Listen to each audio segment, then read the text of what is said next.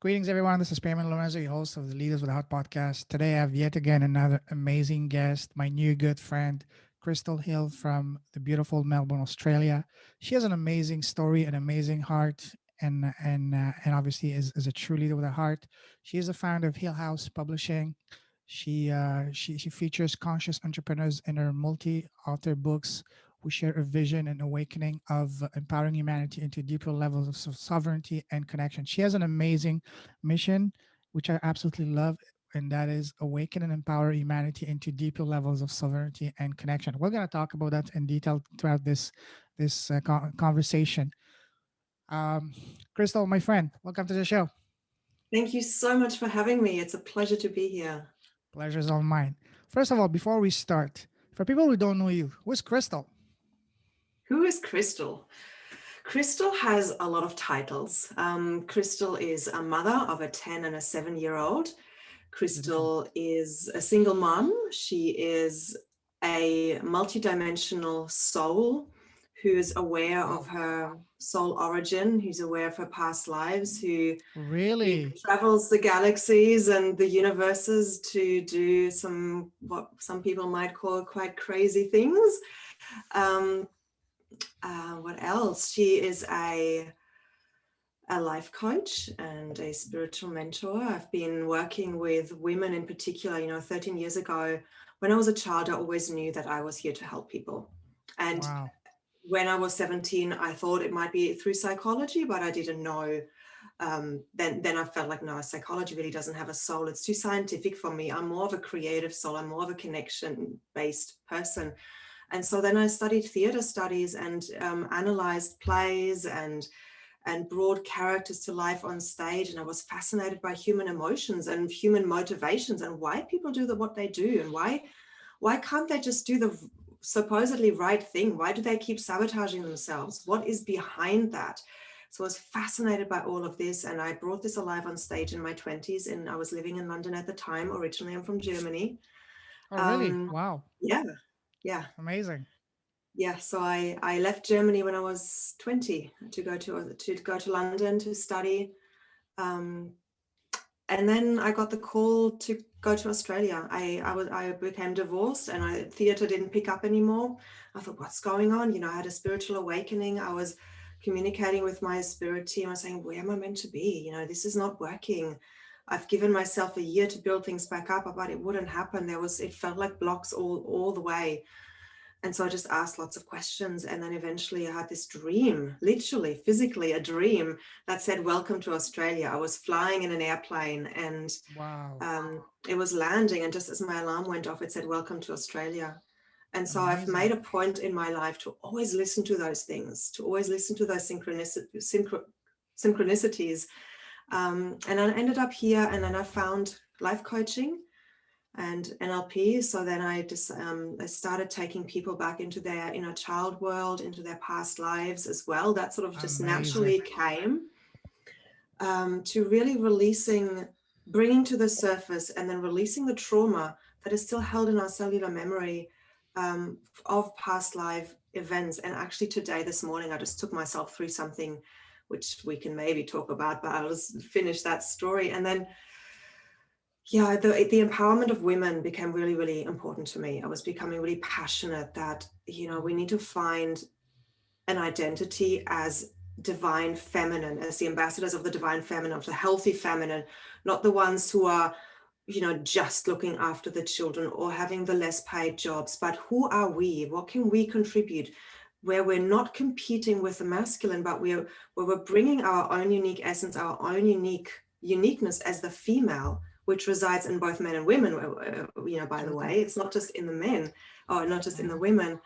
Sure. How can we embrace that feminine essence and not suppress it just so that we can be like men and compete in a world that is still very masculine in the way it does business? And this is why I love what you're doing so much, because, more and more we are becoming aware that it's about heart-centered business. It's about the connection. People buy from people they like and trust. They don't buy from the best product. We want to create these connections now. This is the time we're moving into. And so just to briefly finish the story, when COVID hit, I was running lots of events all around Australia. And then of course I couldn't do that anymore. And the opportunity to create a publishing house came. And Wow. it really felt like things became full circle. Because here was I was the editor of my school magazine, and now suddenly I'm becoming the publisher of my own publishing house, bringing conscious entrepreneurs together who have a message, who are here to elevate humanity, and awaken humanity and empower humanity. And we've talked about previously, before we hit record, about, this is not a one person job. Absolutely. Raising the consciousness of humanity and bringing us all into a new way of living and doing business requires all of us to come together. And so this is what I'm so passionate about now, creating that platform for conscious entrepreneurs who are way showers and visionaries to come together and share their message so that other people can wake up and be inspired. Wow, so beautiful. There's so much that we can talk about. I will just say one thing. Yesterday, I had an incredible, almost 2 hour conversation podcast with a lady in the US who is just like you. She wears multiple hats, but one of them is an hypnotherapist, and that's something I'm extremely passionate about. Especially since COVID started, I've had a spiritual awakening. I wasn't spiritual before, but that made me a lot spiritual. So for the past year and a half, I've been devouring anything I can find. I can get my hands on that, and it's absolutely beyond fascinating. We could have gone at least for another 2-3 more hours, but we had to stop it because already 2 hours is pretty long. But that's a topic I'm extremely passionate and fascinated. Well, we can talk about after. But before we get into that, I want to ask you some fun questions before we start. First of all, when we were kids, our parents, our teachers, our family, relatives, and friends always ask us, "So, Crystal, when you grow up, what do you want to become?" What was your answer back then when you were saying in primary school, middle school, when people ask you, "So, what do you want to become when you grow up?" I actually have a really strong memory. I was sitting in my room. I must have been about 9. And I had this stone, which it was like a flat stone, and you could put with crayons, you could write on it. And I was writing the things that I wanted to become when I grew up. I had this deep knowing that the job that I was going to have hadn't been created yet. That's all I knew. And so I wrote down gardener, because I loved being in the Wow. garden. I loved connecting to the earth. I wrote down priestess. I wrote down writer. I wrote down psychologist, and I think there might have been a Wow. couple of others. But so it's been really interesting to see how that unfolded, because in a way I've touched on all of them, and now I've brought them all together into one whole, which is fascinating. I love how that works. And you're absolutely right. As children, we know there's a deep knowing, and that gets often suffocated by the have tos and the shoulds and the societal conditioning that then gets imprinted on us. But we know we are passion when we're children. So coming back to that is an awesome question. Absolutely. Thank you. And let's stick one more time to school. So when you were in school as a student, what was your favorite subject? I think it was like, it depends on which age, but I remember when I was, in high school, it was English. It was like literature. Mm, I loved literature, and that's what I then mm. moved into. Mm, What was your least favorite subject? maths. Me too. Maths or chemistry. Like the minute I could ditch chemistry, I did. I was just not. I'm not science minded. Yeah, I'm same more here. like creative. When I have my conversation with people, I'd like to sure it's important to look at the title and the professional achievement because that's an integral part of the person. But what I'm most interested in is having a heart to heart conversation. I like to get to know, so to speak, have a look under the hood to look inside the heart of the person. So I'm going to ask you some heart centered question. First of all, what makes you happy? Connection. Yeah, just connecting with myself. Sometimes just being by myself and not doing anything, just being in stillness, because life is so busy. Taking my kids into a beautiful forest and just having some time in Mm, nature. Yeah, amazing. and What connecting makes to having soul to soul connections and conversations. exactly? That's the most beautiful. What makes you smile? My children being funny. Wow, Yeah, when they're amazing. happy, it just brings me so much joy. What makes you sad and angry? Hmm. Being misunderstood. Like that has been a really core wound for me. When people just don't get me, and it's happened a lot throughout my life. And there's reasons and patterns and programming that is creating misunderstanding as a theme. Um, and I'm releasing that more and more now, but it's still, yeah, it's like a contraction that happens when I feel like I'm not able to communicate myself clearly. Mhm. What scares you? This is an interesting one too. What scares me, I've done a lot of work around losing everything. And it's a Mhm. deep fear that's not even coming from this life. But in fact, this morning, I was looking at this, I was looking at my business, and I'm working with a money mentor at the moment. And I've uncovered a fear around poverty. This doesn't come from this life, but it's been passed down from my ancestors who had to survive in the war and who had real scare poverty and had to really fight for survival and lost children because of undernourishment and lost. So I was this morning just uncovering a whole lot of past life stuff around Wow, poverty and losing loved ones in the war, because love and money are very, very much interconnected. for And sure. for me to get to that next level of holding space for clients and the books and um, become the next level of success, these are the things that are now being revealed to me as the blockages towards that. So but Absolutely. it's releasing that fear of losing Mhm. everything. Absolutely. Now, looking back at your life so far, how did you get on your current path? Was it a smooth sailing once you got into one path, you kept on that path? Or was it like most of us, you go in one direction, then you go another field, another one until you finally end up in where you are now and you find, so to speak, your true path? How was your path so far? Yeah, I feel if I take the bird's eye view, it would be one step at a time, one after the Mm, other. But if we look at it from the human perspective, it was like she's a theater director, now she's a life coach, now she's a publisher. And like how she was working with children and doing children's camps and doing the editor of a school magazine. How does that all fit together? But I've understood the weaving of it all together, and because there's some people who are just doing one thing and they go deep and they become an expert. I'm more eclectic in bringing lots of different things together and then making them my own and creating something unique out of that. yeah, for sure. That makes for quite an interesting life because you get to experience multiple different things that may or may not be that related. Wow. Okay. You've heard this. You've heard the. I'm sure you've heard the saying, "Change your story, change your life." We've all had to change our story at one time or another to get closer to our goals and dreams. For you, when you had to change your story, how did you do it?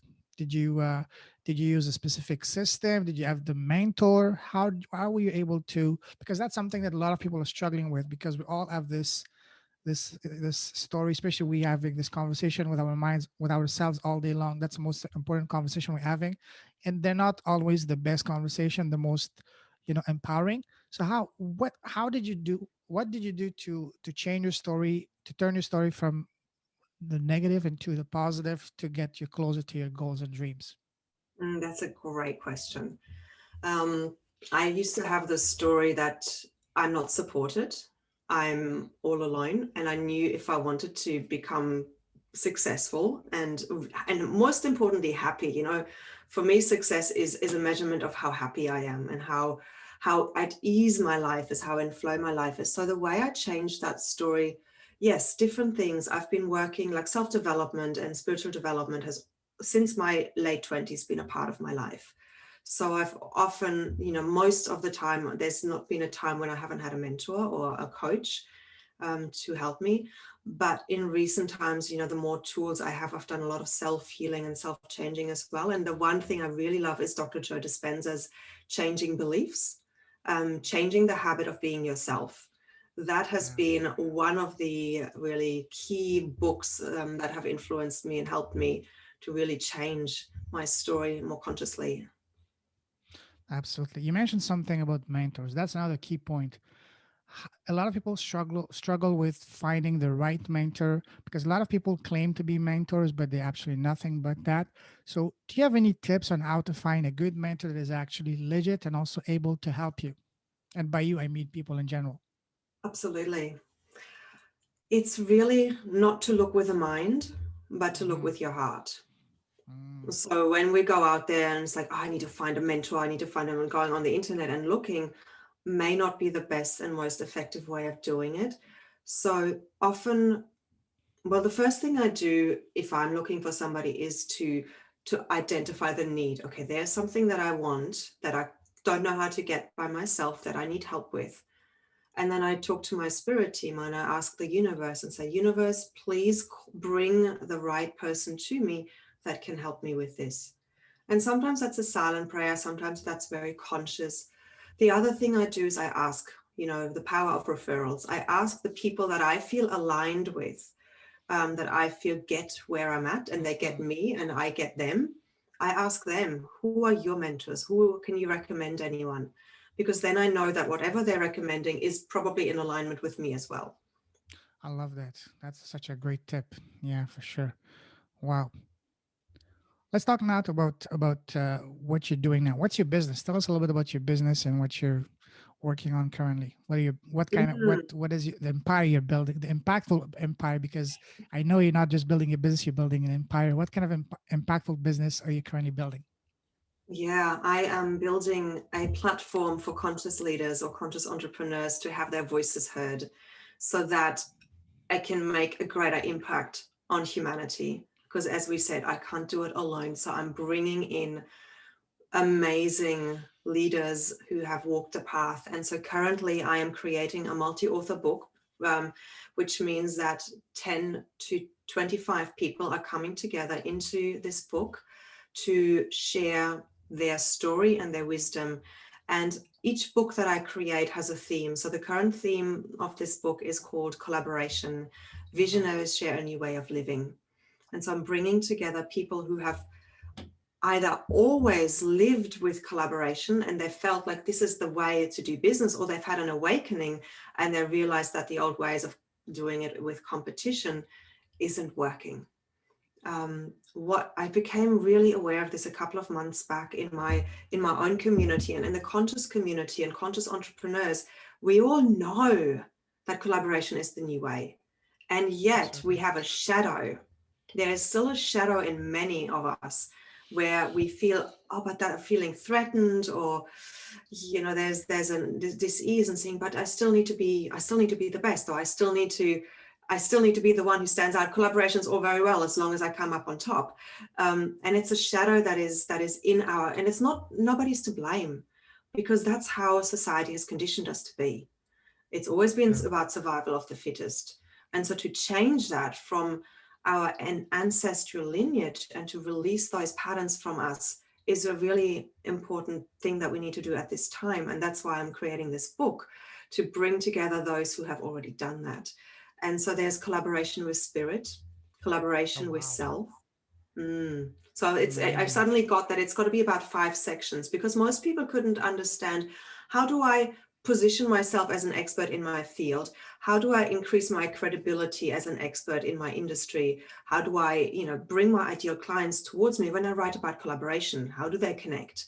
And so I realized that there was 5 pillars, and collaboration with spirit was one. So this is attracting all of the healers, the intuitive entrepreneurs, those who work with spirit. Um, and then there's collaboration with self, which is attracting the coaches, the personal transformational coaches, who really can see how can we become sovereign in ourselves? How can we collaborate with ourselves? How can we trust ourselves? Then there's collaboration with a significant other, which could attract the parenting coaches, the intimacy coaches, the relationship coaches. And then there's collaboration in community.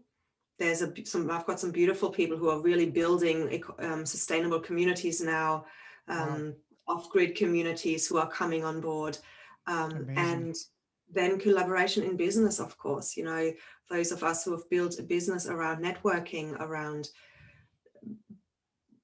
bringing each other's wisdom to the fore. Yeah. And so I've still got 5 spots left. Applications close very, very soon. I don't know when this podcast will go live, but if it goes live soon, then I'm open to anybody who resonates with this to come on board. And the next book that is going to be created after this is Intuitive Living.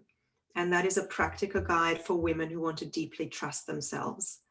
And I'm decided to go for men can contribute as well, because men know women very well too. And it's about, but I wanted to focus on the women because we are still finding an identity. Like we are still like women second guess and doubt themselves so much more than men. Men just have an idea and they just go for it most of the time. I don't want to stereotype, because we can't be stereotyped, but a masculine tendency, which exists both in men and women, is that we just, the masculine goes for it. It has an idea and it just off it goes. Whereas the feminine has an idea. It's like, oh, can I really do this? But I'm not really there yet. I can't say that I can do this if I've never done it. And so there's all of these doubts that we still have. And there's the pleaser is a lot more alive in the female as well than in the male, or the masculine. It's more alive in the feminine than in the masculine. So that is the next book that I really want to bring out, to showcase and help to empower the feminine in the world, because that's how we create more collaboration, and this is how we create more heart-centered connection. But it's got to, the feminine needs to lead, the feminine needs to come to the fore here, and then the divine masculine can come to step by her side, and then the wounded masculine that is still in competition can rise and collaborate in divine union with that feminine. So that's how I see it. And also, just back to my business, I get so passionate about talking about the philosophy behind it. I have a launch coming up on the 2nd of July of my first book. It's a collaboration, and that one is called Fearless Presence, Embodying Our Essence for Soul-Aligned Success. So that is coming out on the 2nd of July, which is very exciting. And I've got 25 incredible contributors in that one who are all excited to share their voices with the world. What's the title of that book? It's called Fearless Presence. Fearless Presence. I'm going to put a link on the show note. Is that going to be available on Amazon? Because if it is, I'm going to be definitely getting one copy myself. And anyway, I can give you a tiny little help and even help promote it. I would be more than happy, because these are the kind of messages that need to be spread out, because they deserve to be spread out, because they're all about, creating connections and, doing good. And that's what we need. As I told you earlier, not any single individual can change the world by themselves. But if we all, in math, me and you, we didn't like math at all. But, in math, 1 + 1 may be equal to 2. But in the real world out there, 1 + 1 is not 2, but 11. Because when two people put their effort together, it's going to exponentially explode. And that's my goal, my vision, similar to yours. You're building a platform, I'm building a platform. For me, my platform is to bring together enlightened entrepreneurs, enlightened souls, to share the stories, but most importantly, to inspire other entrepreneurs to do good. Because, as I told you earlier, as an entrepreneur, I feel very strong about helping and doing good, because it's the right thing to do as a human being, but also because doing good is good for business. People love doing business with businesses that they that are heart centered, that care and give back. And yes, it's the right thing to do.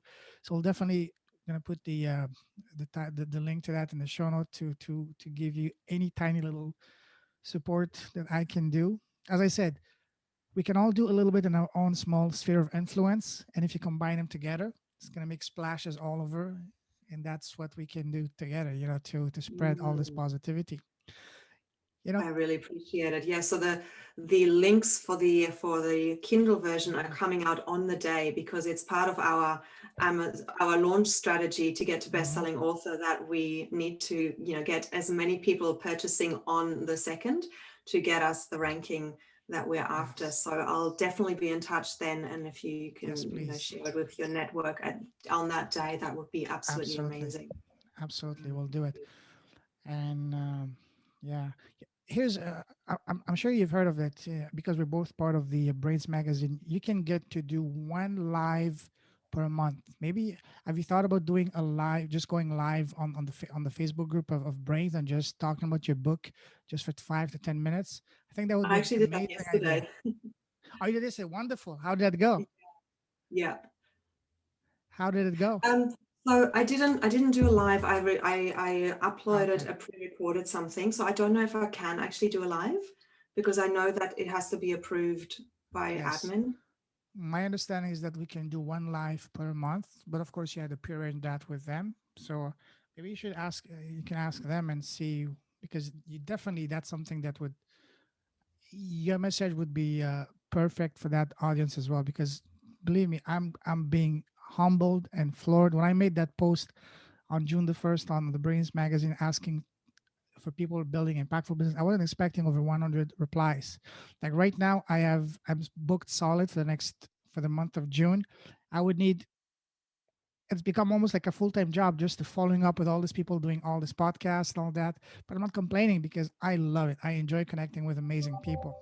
Yeah, yeah. I'm gonna turn that down. That sometimes when these things happen with the beeping, I always feel like, okay, that's the universe giving us a heads up, like, yes, that's exactly right. It might be a full-time job, but it is so important that we all connect.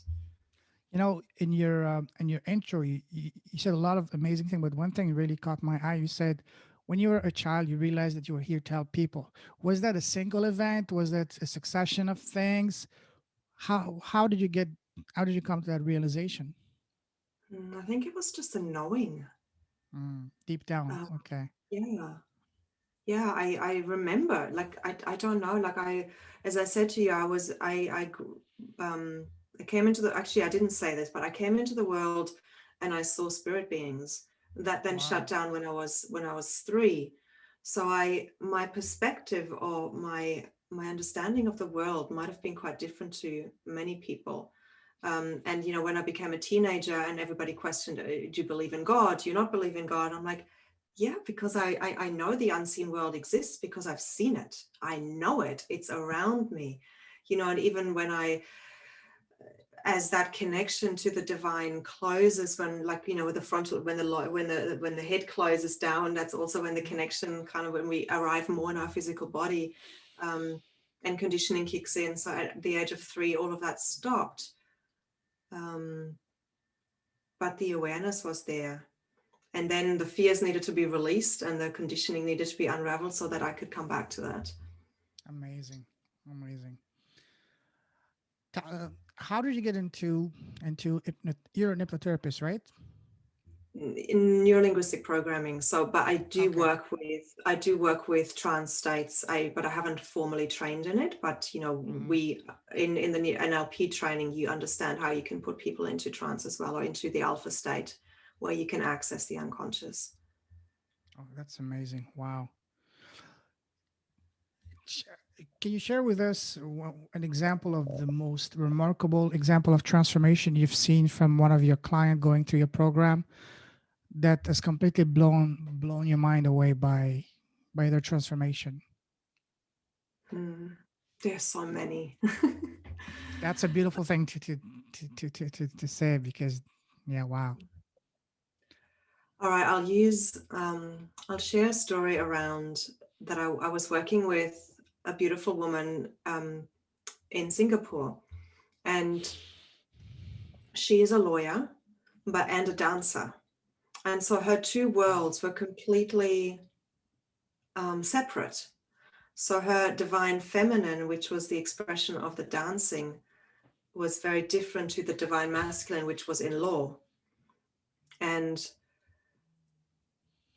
so what we were working on was bringing those two together, integrating the fragmented aspects within herself into unity and into wholeness. And what happens so while we were doing that, we revisit the childhood, we revisit ancestral patterns of needing to prove ourselves, not feeling worthy, having to fight for love, um, all of these things, having to work, and then burning out, and then needing to go and do the complete opposite. And so being in the pendulum because we're not integrated.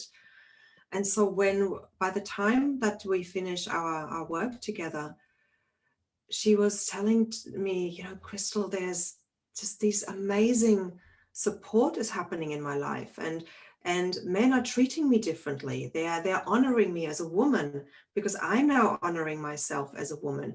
Because I'm now honoring myself, the world is reflecting that back to me. What might have previously been a struggle in life, like a confrontation, suddenly was easy and in flow and dissolved, and there was no issues. But it could have been and would have been in the past. So what happened with her is, as she integrated those parts within herself, there was a lot more ease in her life, a lot more flow, graciousness, peace. And yeah, so that's one example. That's amazing. That's amazing. Wow.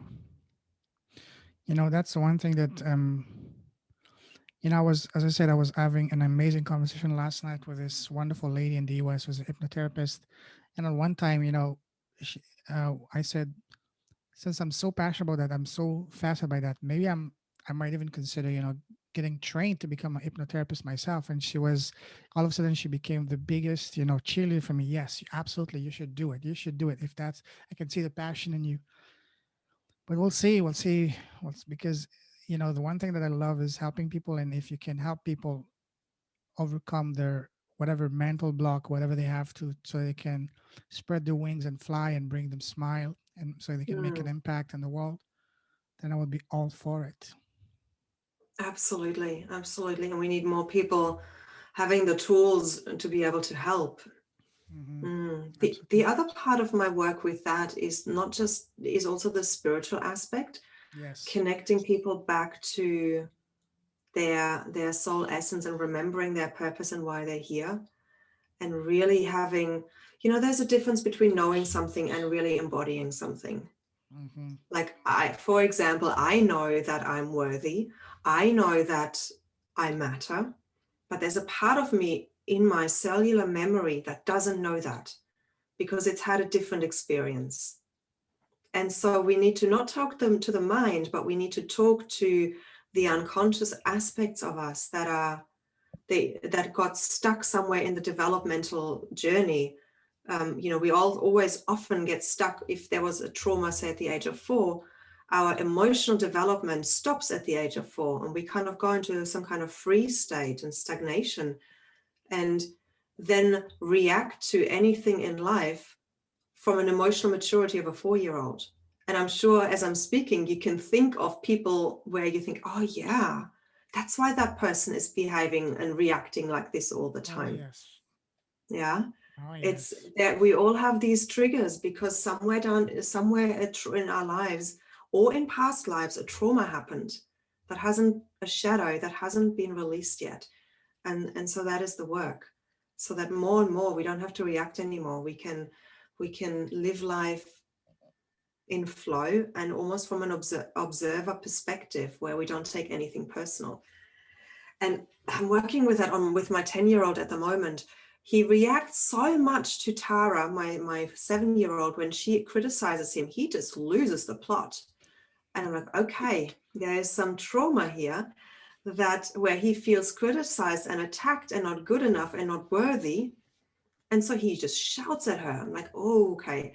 So I separate them. I sit them both down, and they're beautiful children. Like, I can talk to them Mhm. about things and say, look, Thomas, this is not about you. Tara attacking you and criticizing you has got nothing to do with you, because you had a good intention with doing what you did, didn't you? And he said, yeah, I did, Mummy. And so it's about Tara. So don't take it on. You don't have to defend yourself. And I know I'm speaking to his mind. And really what I need to speak to is wherever that trauma was created. And I do know where, because often siblings, he's the oldest. When Tara was born, my attention was on her. I tried to do my best to give him everything that he needed, but he felt, and he created that belief that she was more important and he didn't matter. He felt abandoned. And, Wow. as parents, we can do everything right and children still get trauma. And I'm not saying that I do everything right, but I'm saying that we cannot blame ourselves, because we always do the best that we can do with the knowledge and in the situation that we have. And yeah, and this is where trust comes in as well, doesn't it? That we need to know and trust that our children or our parents or we chose the situations that we find ourselves in or have found ourselves in for our learning, for our growth. That's for sure. Wow. You know, that's such an amazing topic. We can be talking for hours and hours, but we would definitely need to do another follow up podcast just on that topic in a few months. But right now, I'm gonna ask you to wrap this up some fun questions again because I like to end on a positive note. Now, imagine that. First of all, do you have your own podcast? Yes, I do have my own podcast. It's called the Soul Leadership Podcast. Oh, let me just write this down as well. The Soul Leadership Podcast. Okay, so imagine that today you have the most special, the most amazing guest in the world for you, which is yourself. What would be the first question? By that, I don't mean the question that you have been meaning to ask for a long time. The first question that comes to your mind that you want to ask yourself. Don't think too much. The first question that comes to your mind. You know, my what would you have told your younger self? And the reason why I'm saying that is because my mentor has just brought out a book called Letters to the Younger Self. Mm-hmm. Um, so the realizations, the wisdom that we've acquired. If I had only known, what would you have told your 20-year-old self when you were Yes. in with the wisdom that you have now? That was actually my next question, but you just read my mind. Did you use You any of do your that. of your skills to read my mind on that? All right, cool. Now, imagine that God comes to you and says, Krystal, you've been an amazing human being, and I want to reward you. I want to grant you with one superpower for the rest of your life. Which one would it be and why? Hmm. The ability to manifest, Oh, wow. the ability to release all the, because we all manifest, but it's about the Mhm. ability to manifest without interference, that which is for the highest good of me and my family and the community. Amazing. And if you were to be able to ask God one question, what would it be? I ask God questions all the time. That's we all do. Yeah. Yeah. What would that one question? Oh,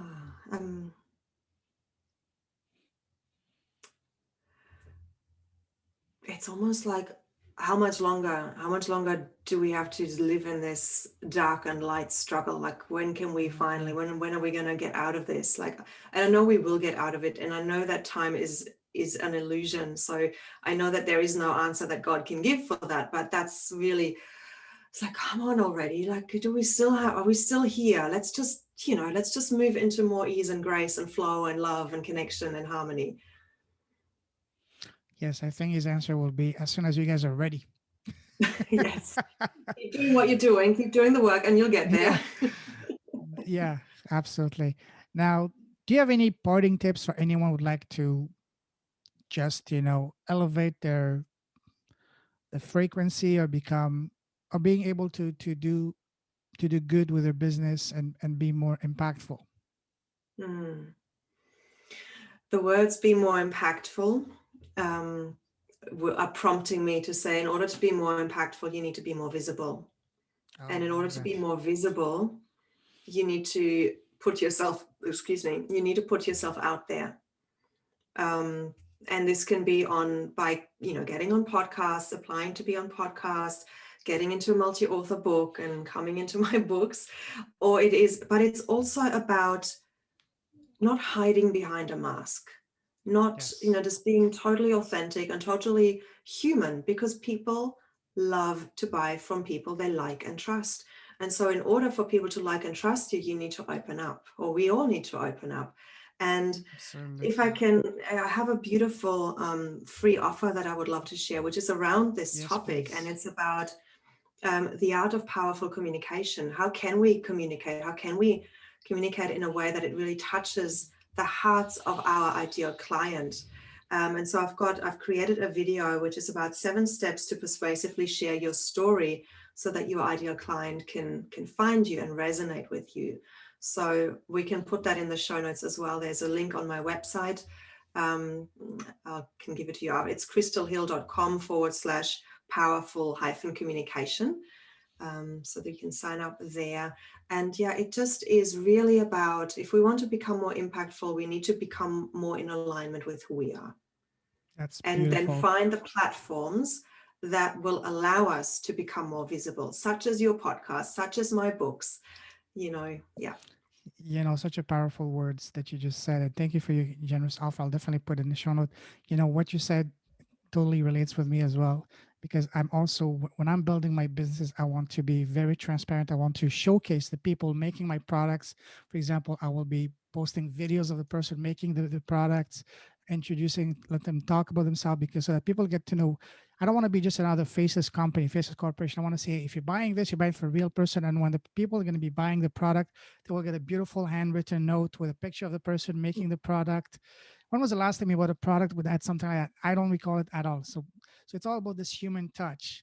So I really love that, because I'm totally about that. And also, this is one of the most powerful ways of branding yourself, and setting yourself apart from the competition. When you do that, when you have a business that's impactful, with a cause, and you just showcase the people behind your business, the people making it possible, then competition becomes irrelevant. Doesn't matter anymore. That's Well, exactly right. that's I love it. amazing. And for people who want to get in touch with you, what's the best way to do so?